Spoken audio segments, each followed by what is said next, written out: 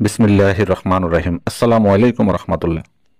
গত পর্বে বলেছিলাম আল্লাহর প্রিয় নবীগণে ছিলেন ইসলামী আন্দোলনের ধারক বাহক প্রতিষ্ঠাতা ও নেতা, কিন্তু তাই বলে সর্বশেষ নবীর তিরোধানের পর ইসলামী আন্দোলন বন্ধ ও স্তব্ধ হয়ে যায়নি।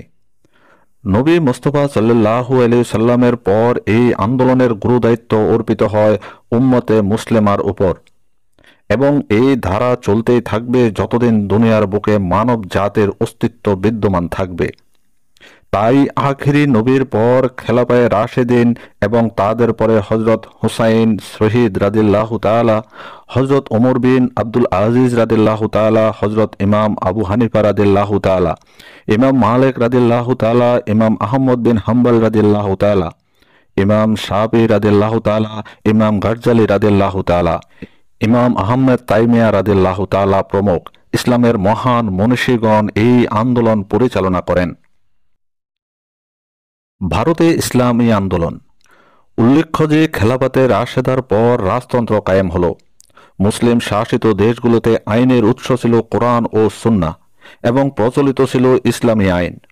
হজরত ওমর বিন আব্দুল আজিজ রাদিল্লাহু তাআলা তার শাসনকালে গোটা শাসন ব্যবস্থাকে খেলাফতে রাশেদার রূপায়ণ করেছিলেন। তারপরেও উমাইয়া ও আব্বাসিয়া শাসন আমলেও দেশে ইসলামী আইন প্রচলিত ছিল, কারণ তৌহিদি বিশ্বাসী মুসলমান আল্লাহর আইন পরিবর্তে মানব রচিত আইন কিছুতেই বরদাস্ত করতে রাজি ছিল না। অবশ্য অনেক শাসক নিজেদের জীবনের পুরোপুরি ইসলামকে মেনে চলেননি। ভারতবর্ষে মুসলিম শাসন আমলেও দেশে ইসলামী আইন প্রচলিত ছিল। সম্রাট আকবর মুসলিম আইন উচ্ছেদ করে দ্বীনে ইলাহি নামে এক উদ্ভট ধর্ম প্রবর্তনের চেষ্টা করেন। উদ্দেশ্য ছিল ইসলাম ও ইসলামী আইন দেশের বুক থেকে নির্মূল করা। কিছু সংখ্যক স্বার্থ পূজারী আলেম আকবরের এই উদ্ভট কল্পনা বিলাসে কার্যকর করার জন্য প্রত্যক্ষ সাহায্য সহযোগিতা করেন। অপরদিকে অমুসলিম পণ্ডিত ও পরিষদ বিন্দু আকবরকে এই ঘৃণ্য ষড়যন্ত্রের প্রেরণা দান করেন। ইসলাম ও মুসলমানের এই চরম সংকট সন্ধিক্ষণে ইসলামী আন্দোলনের হাতিয়ার নিয়ে মাঠে নামেন এক মর্দে মুজাহিদি হজরত শায়েখ আহমদ ফারুকি সিরান্দি মুজাদ্দেদ আলাফি সানি রাদিয়াল্লাহু তাআলা।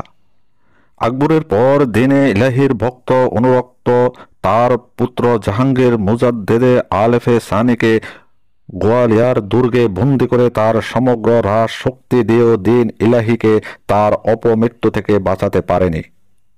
মোগল সাম্রাজ্যের পতন যুগে শাহ অলি উল্লাহ মুহাদ্দিস দেহলভী রাদিয়াল্লাহু তাআলা লিখনের মাধ্যমে ইসলামী আন্দোলন শুরু করেন। শাসক, আলেম সমাজ, পীর বুজুর্গ ও মুসলিম জনসাধারণের চিন্তাধারা ও আমল আখলাকে যে বিকৃতি এসেছিল তার ক্ষুর ধারা লেখনের মাধ্যমে সেসব পর্যালোচনা ও বিশ্লেষণ করে তা খণ্ডন করেন এবং সংস্কার সংশোধনের জন্য জাতির মধ্যে দুর্বার প্রেরণা সঞ্চার করেন। কর্মক্ষেত্রে প্রত্যক্ষভাবে তিনি ইসলামী আন্দোলন না করলেও তিনি ইসলামী চিন্তাধারার বিপ্লব সাধন করেন, ইসলামী রাষ্ট্র ব্যবস্থা ও তার রূপরেখা তুলে ধরেন।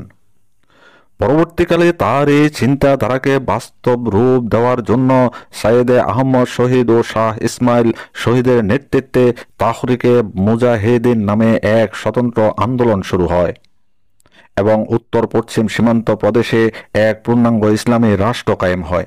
ভারতের সকল অঞ্চল থেকে অসংখ্য মুজাহিদিন এই সশস্ত্র আন্দোলনে শরিক হন। তাদের দিন কাটত অশ্বপৃষ্ঠে রণসাজে সজ্জিত অবস্থায়, রাত কাটত জায়নামাজে, ঠিক সাহাবায়ে কেরামের অনুসরণে।